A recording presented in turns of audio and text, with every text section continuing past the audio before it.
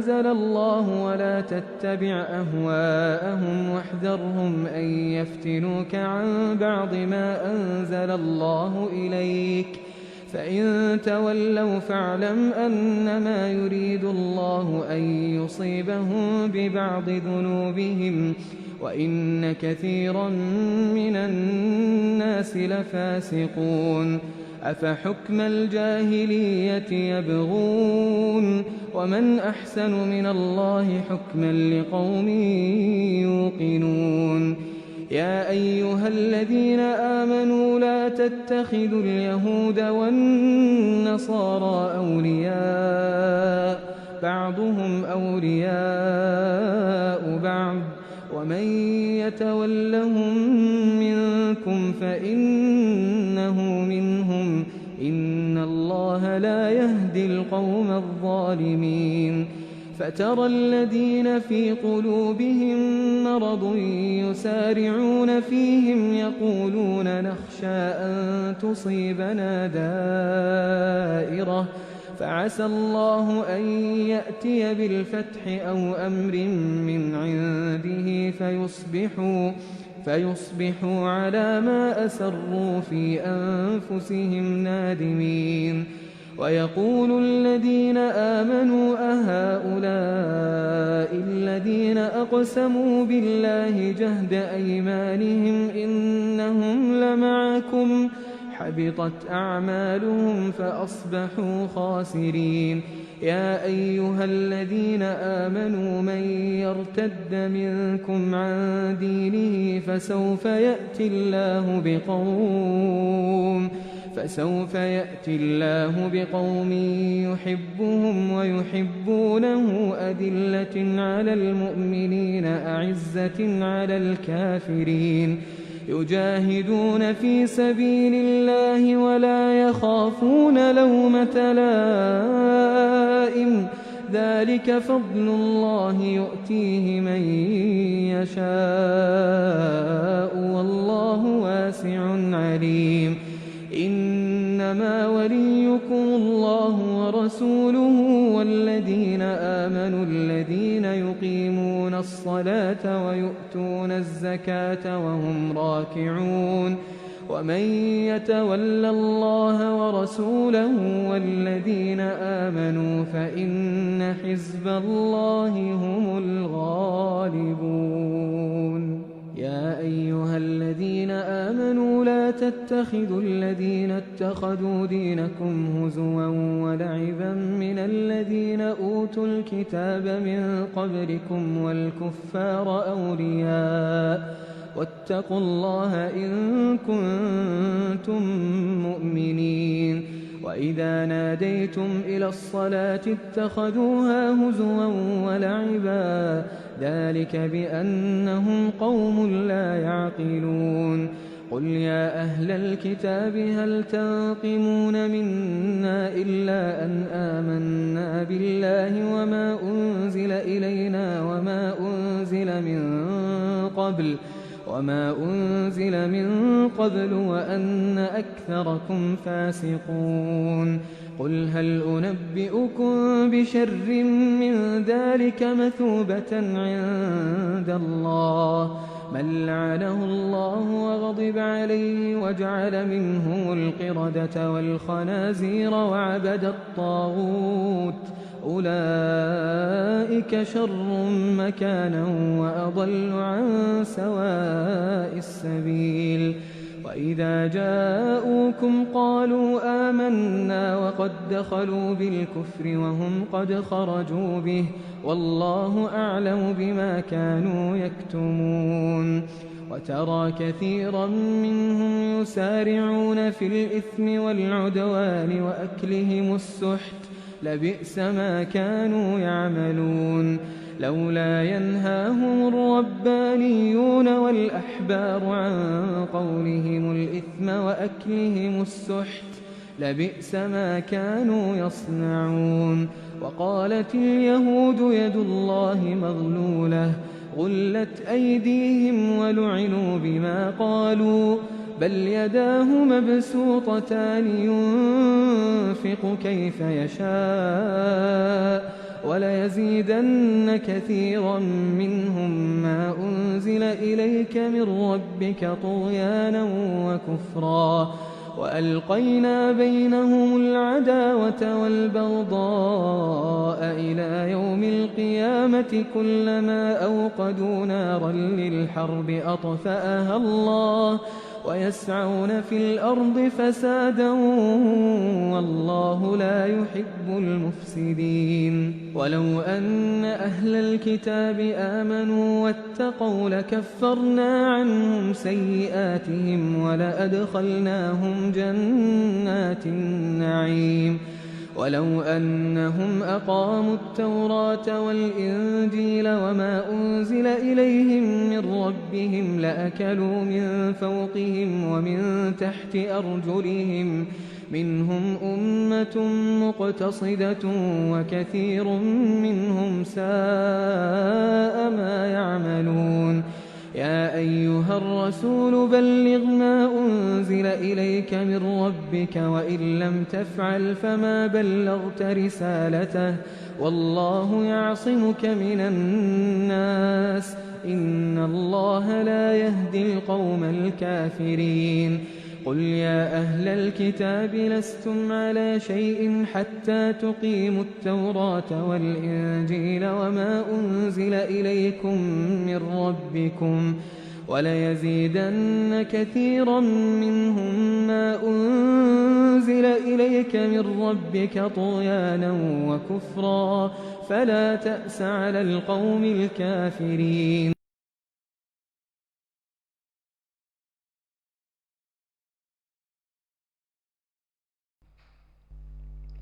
Assalamualaikum warahmatullahi wabarakatuh. Bismillahirrahmanirrahim.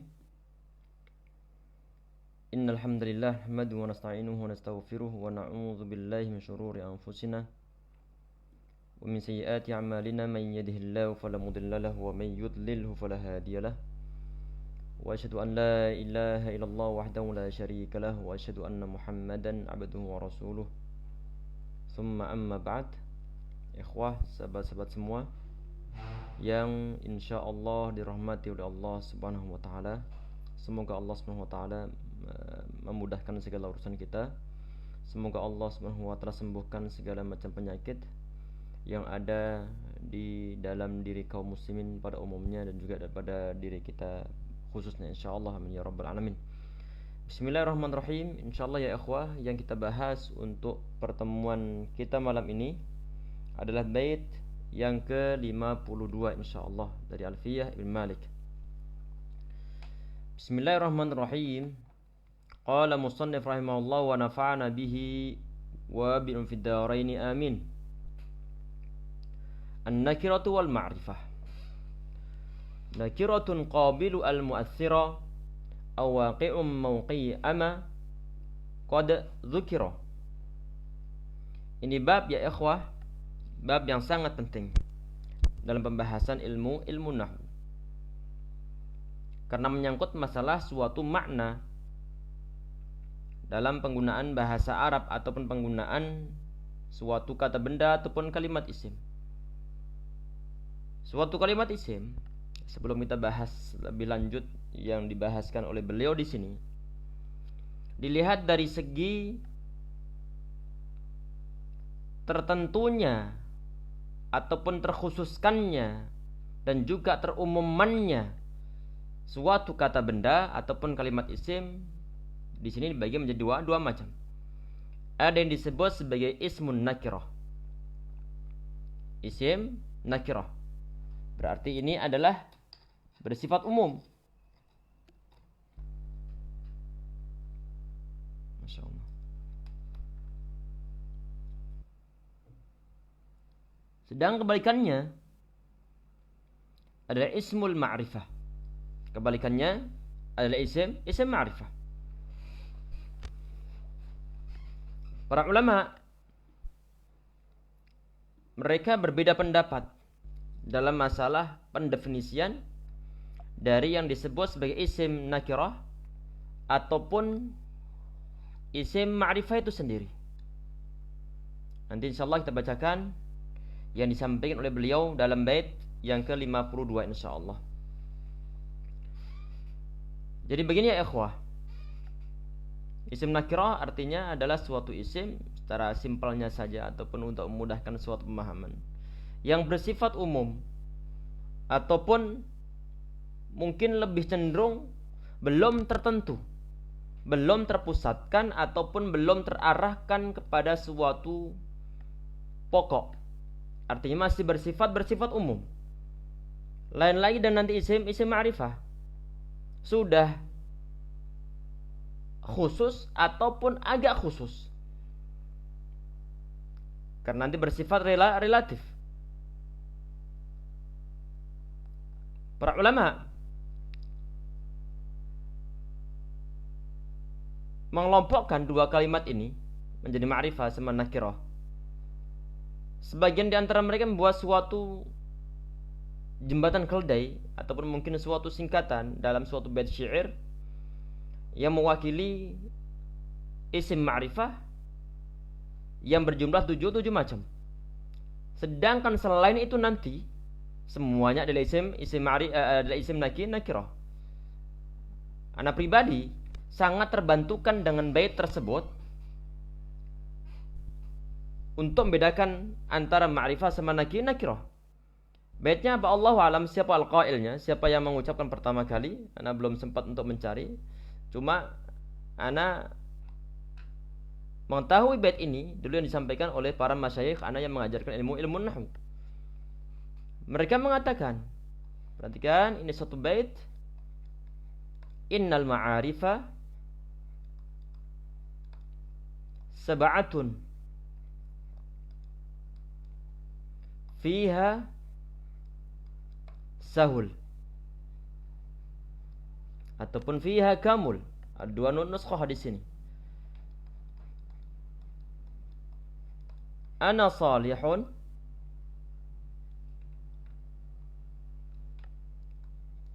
za ma al-fatabni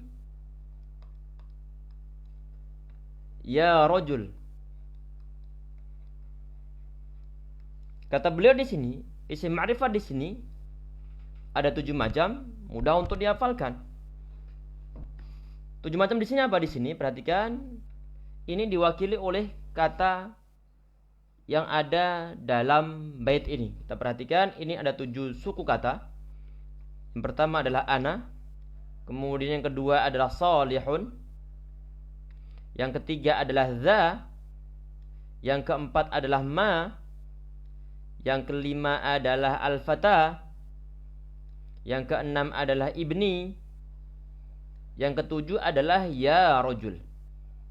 Kita kupas satu persatu insyaallah ya ikhwah sebelum kita membahas bait yang disampaikan oleh beliau. Di sini yang pertama, ini adalah kata ana. Kata ana ini dia adalah suatu isim dhamir ataupun kata-kata ganti. Berarti nanti semua isim dhamir dia masuk dalam kategori isim ma'rifah yang telah tertentu artinya, ataupun telah terkhususkan ataupun telah terspesifikasikan. Semua kata ganti, ana, anta, antuma, antum, anti, antunna, ataupun kata ganti yang lain termasuk huwa, huma, hum, semuanya adalah isim ma'rifah. Ini adalah wakil dari ismud dhamir.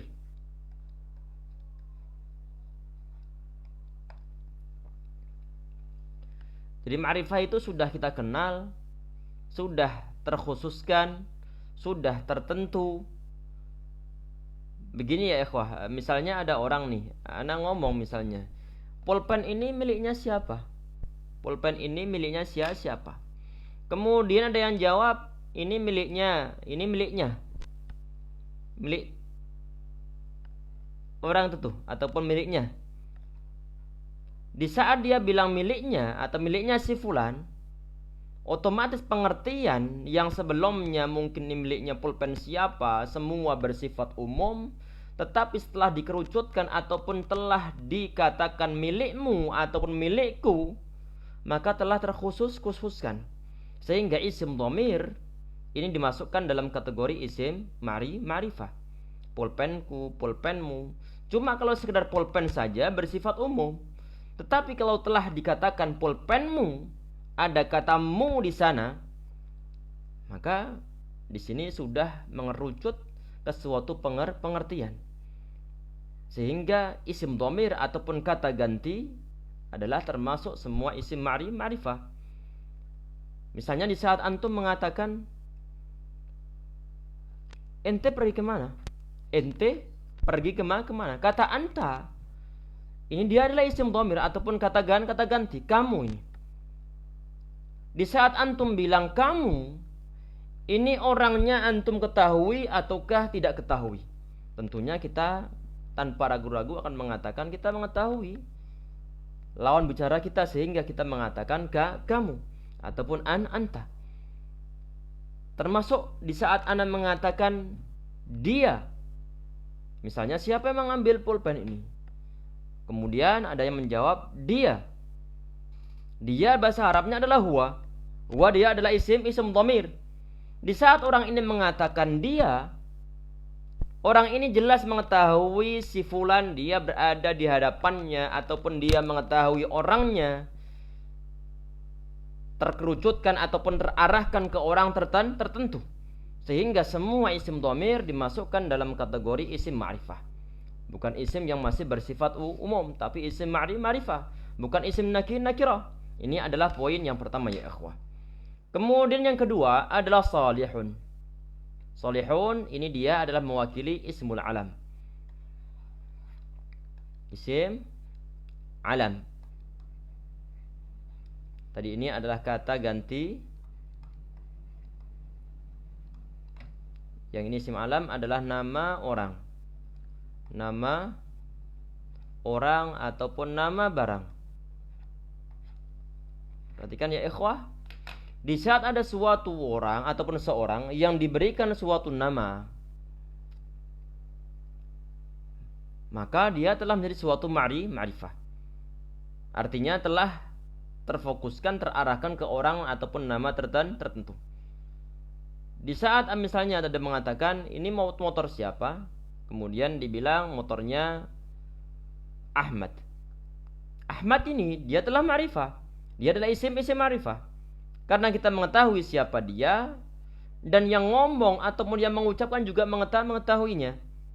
Artinya bukan semua orang masuk dalam kategori Ahmad ini, tapi memang Ahmad yang ada di benak kita yang memiliki motor tersebut. Sehingga di sini isim alam dimasukkan dalam kategori isim ma'rifah. Kemudian ketiga adalah za. Ini dia adalah mewakili ismul isyarah. Ismul isyarah ataupun kata tunjuk. Kata tunjuk di saat misalnya antum menunjuk ke suatu buku atau menunjuk suatu kitab. Ini milikku. Ini miliknya. Ini milik si Zaid. Ini sebuah pulpen, ini sebuah buku, itu sebuah buku. Di sana tempatnya. Misalnya, ini adalah kata tunjuk. Kata tunjuk. Di saat antum mengucapkan ini ataupun itu ataupun di sini ataupun di sana, tentunya antum mengetahui tempat ataupun arah yang antum tunjukkan. Sehingga dia adalah ma'rifah.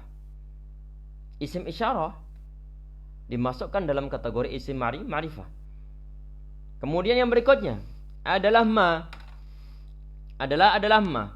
Untuk ma ini adalah dia mewakili ismul mausul. Ma dia adalah mewakili ismul mausul.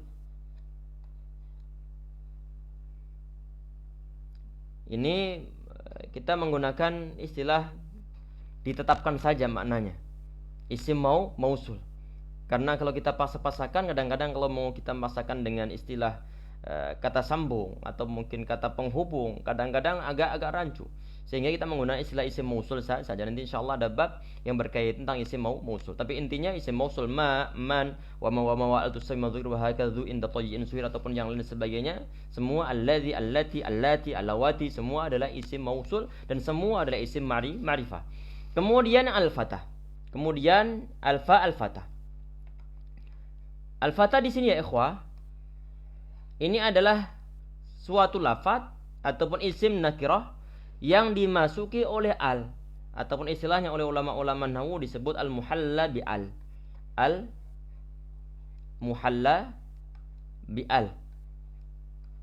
Nanti al-muhalla bi al itu nanti yang dibahaskan oleh musannif rahimahullah dalam baitnya nakiratun qabilu al-mu'aththirah, nanti insyaallah akan kita sampaikan. Jadi intinya di sini untuk isim-isim nakirah ataupun suatu kalimat isim, ada sebagian yang saat diberikan suatu al dia akan merubah dari bentuk ataupun dari fungsi nakirah bersifat umum belum tertentu menjadi suatu yang tertentu. Misalnya kita punya lafaz ar-rajul. Ar-rajul. Ar-rajul ini sebelum dimasuki al, dia adalah rajulun. Kalau rajulun semua orang laki-laki telah masuk ataupun masuk dalam kategori kata rajulun. Karena arti dari kata rajulun adalah seorang laki-laki. Tetapi masih bersifat umum. Tetapi kalau sudah diberikan al, maka telah spesifik walaupun sama-sama seorang laki-laki artinya, cuma telah mengerucut terarahkan kepada satu sosok atau seorang yang mungkin dibicarakan. Misalnya anak bilang tadi itu, misalnya kita lagi ngobrol tentang masalah si Ahmad yang dia sudah hafal Al-Quran, yang dia diterima di Universitas Islam Madinah misalnya, ataupun yang lain sebagainya. Kemudian setelah anak ngomong tentang si Ahmad ini yang diterima di UIM Universitas Islam Madinah, kemudian dia mengatakan ar-rajul talibun mujtahidun. Ar-rajul talibun mujtahidun. Perhatikan, ar-rajul talibun mujtahidun. Ar-rajul talibun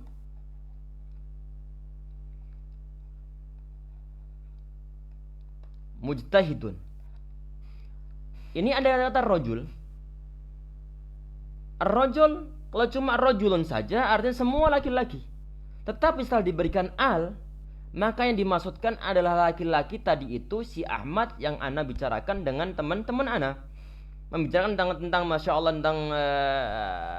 tentang positifnya si Ahmad. Jadi dia adalah seorang laki-laki yang tekun, ataupun seorang mahasiswa yang tekun, seorang siswa yang tekun.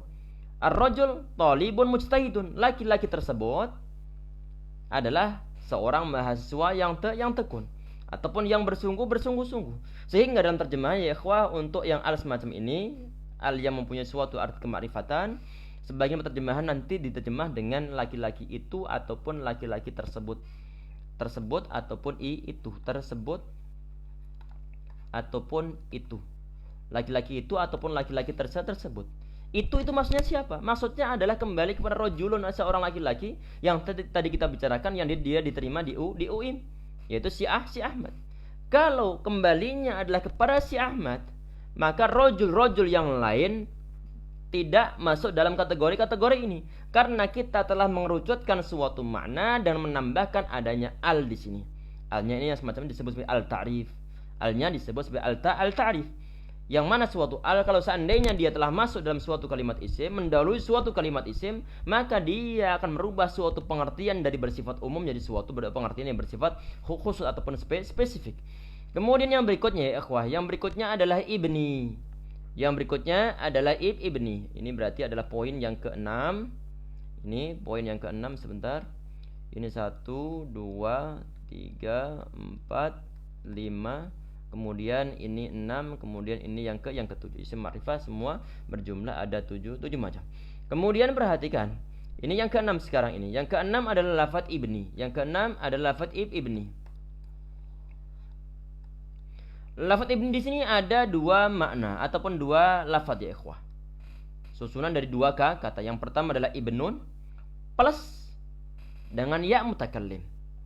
Ibnun ditambah dengan ya mutakallim.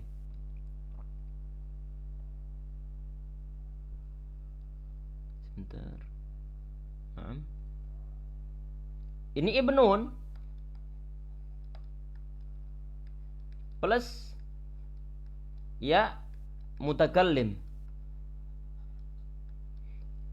Ibnun, kalau kita lihat, ibnun ini artinya adalah seorang anak laki-laki. Dia secara lahiriahnya adalah isim nakirah karena bersifat umum. Tetapi di saat isim nakirah di sini yang berupa kata ibnun, dia itu dimudhafkan pada isim ma'rifah. Maka dia akan kesetrum ma'rifahnya. Akan ketularan ma'rifahnya. Ya mutakallim, dia adalah ma'rifah atau ma'rifah dari mana? Ya mutakallim termasuk dalam kategori isim dhamir. Kata ganti. Sehingga di saat kata ibnun yang aslinya dia adalah isim nakirah yang bersifat umum belum tertentu, saat dia dimudhafkan, disambungkan perkataannya dengan suatu isim ma'rifah, maka dia akan ketularan kemakrifatannya. Sehingga kata ibni dia dikategorikan sebagai isim ma'rifah karena telah spesifik. Misalnya anak mengatakan ibnun ja. Seorang anak laki-laki telah datang. Enggak tahu anaknya siapa. Pokoknya seorang anak laki-laki. Tetapi setelah nanti anak laki-laki ini disambungkan, dimudhafkan kepada ya mutakallim misalnya ataupun ibnuhu dengan hak dhamir, maka kata ibnuhu dia telah menjadi suatu isim ma'rifah dengan serangkaian dua lafaz ibnu sama hu. Ibnu sama ya mutakallim, ibnu sama Zaidin. Di saat kata ibnun ini yang merupakan dia isim nakirah dimudhafkan pada salah satu isim ma'rifah, dia juga akan ketularan ma'rifah. Sehingga bisa kita katakan bahwa misalnya lafaz ibni dia jelas isim ma'rifah, serangkaian dari dua-duanya, ataupun ibnuhu anaknya. Misalnya ada orang bilang begini tadi itu, ibnun ja, ataupun ja'a ibnun, seorang anak laki-laki telah datang. Kemudian ada orang yang tanya ke antum, ibnu man huwa, dia anaknya siapa? Kemudian antum bilang ibnuhu, anaknya. Nya ini siapa? Di saat antum bilangnya menggunakan hu ini, yang merupakan suatu isim dhamir, maka kata ibnun yang asalnya dia nakirah ketularan ma'rifah, kesetrum dari segi kema'rifahannya. Jadi semua isim dhamir ya ikhwah ataupun semua isim nakirah di saat dia itu dimudhafkan pada isim ma'rifah maka ketularan ma'rifah. Contohnya begini lagi misalnya, di saat kata ibnu, di saat ibnu ini dia nakirah tadi. Kemudian mau dimudhafkan pada salah satu isim ma'rifah. Contohnya apa? Misalnya adalah kata ar-rajul. Tadi ar-rajul. Ar-rajul ini dia adalah ma'rifah. Karena ada alnya. Tadi gambaran tentang masalah penggunaan al telah kita sampaikan tadi itu masih dengan kasus si Ahmad yang menjadi mahasiswa UIM tahun-tahun ini misalnya. Kemudian di saat sebelum kata ar-rajul didahului oleh ibnun artinya adalah seorang anak laki-laki, masih bersifat umum. Tetapi saat dikatakan ibnur rajuli, anak laki-laki ini, anak laki-laki dari seorang pria ataupun putra dari seorang laki-laki. Seorang laki-laki ini siapa? Yang rajul yang kita bicarakan tadi itu. Siapa? Yaitu si Ahmad. Mungkin dia telah menikah, kemudian dia tes, kemudian diterima. Misalkan ibnu rajuli lazala sobiyan. Misalnya di saat dia si Ahmad dia pergi menjadi seorang mahasiswa karena diterima tesnya misalnya, kemudian ternyata dia sudah menikah, punya satu orang anak. Baru lahir. Kemudian anak kata ibnu rajuli lazala sobiyan.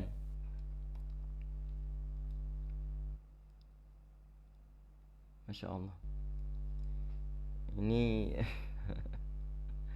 aplikasi yang Masya Allah, alhamdulillah. Perhatikan ya ikhwah, lazala sobiyan. Lazala sobiyan.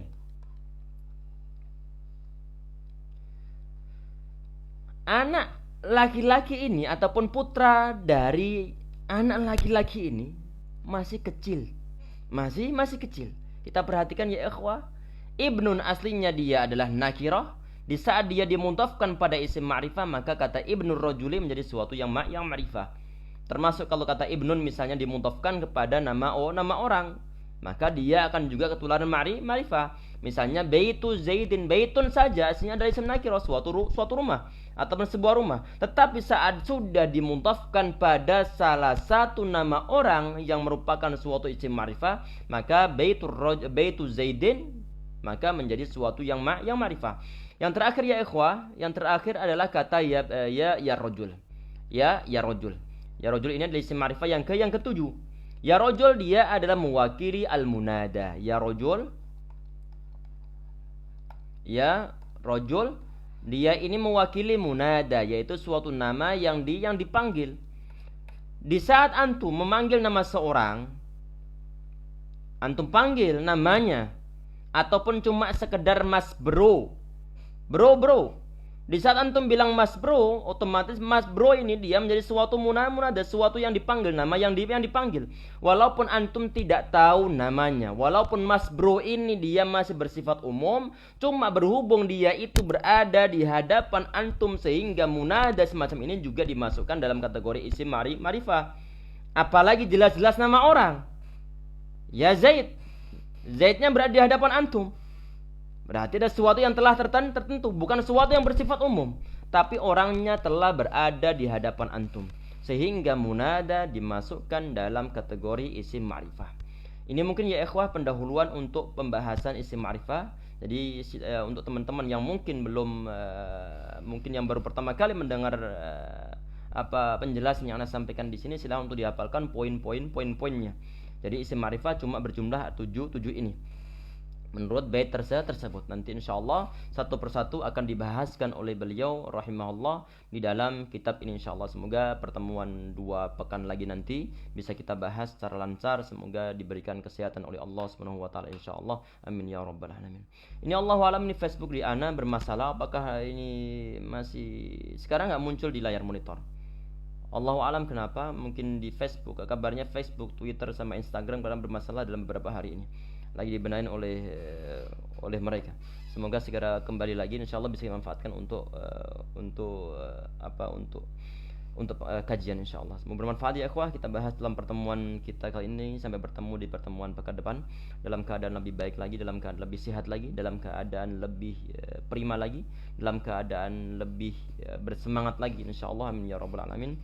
Kita cukup sekian insyaallah untuk pertemuan kita kali ini dan doa kafaratul majlis. Subhanaka bihamdika asyhadu an la ilaha illa anta astaghfiruka wa atubu ilaik. Assalamualaikum warahmatullahi wabarakatuh.